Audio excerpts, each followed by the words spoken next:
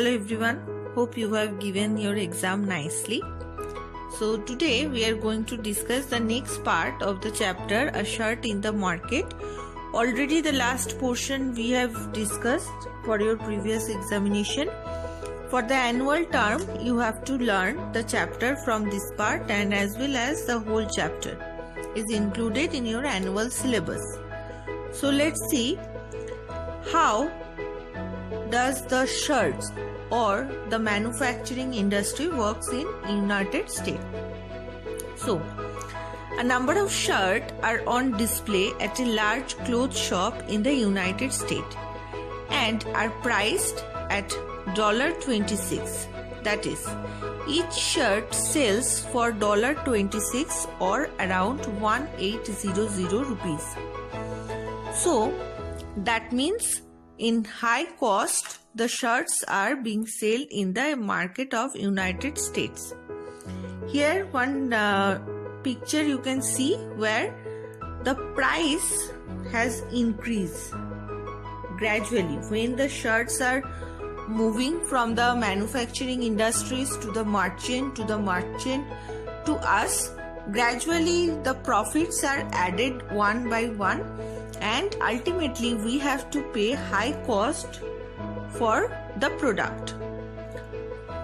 The garment exporters sold the shirt at rupees 300 per piece. The cloth or other raw material cost him 100 per shirt. So here he earned the profit of 200 rupees. The workers' wages cost another rupees 25 per shirt. The cost of running his office come to rupees 25 per shirt.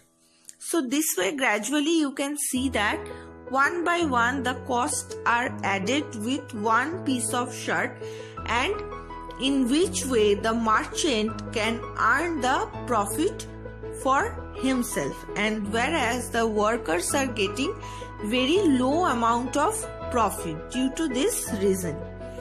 But we also need to pay high cost to fulfill the profit of the merchant or the traders.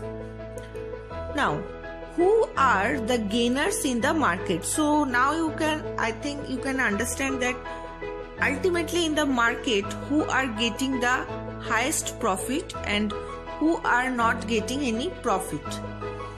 A chain of markets link the producers of cotton to the buyer at the supermarket, and buying and selling take place at every step in the chain.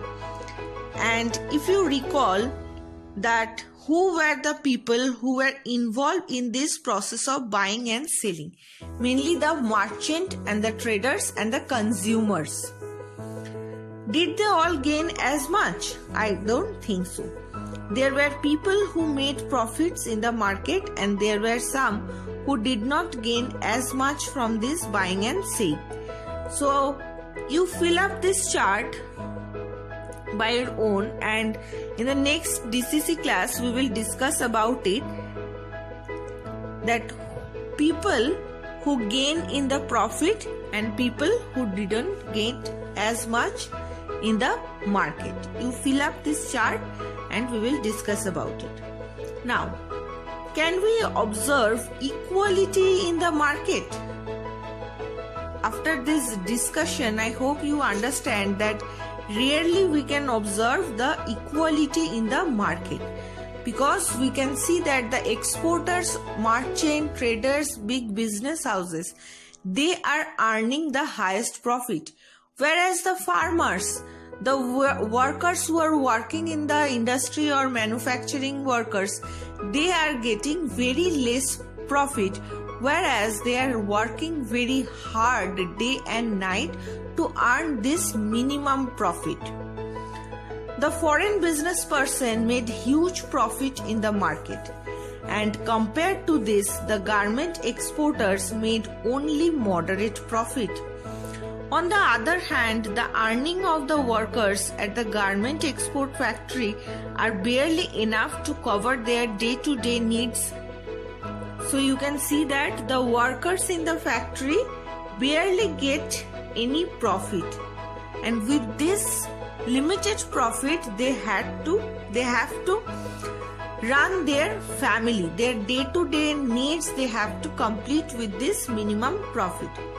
Similarly, if you remember about Swapna, the cotton farmer, and the weaver at Erode put in long hours of hard work, where you have learned that Swapna didn't earn any profit after the end of the production of the cotton.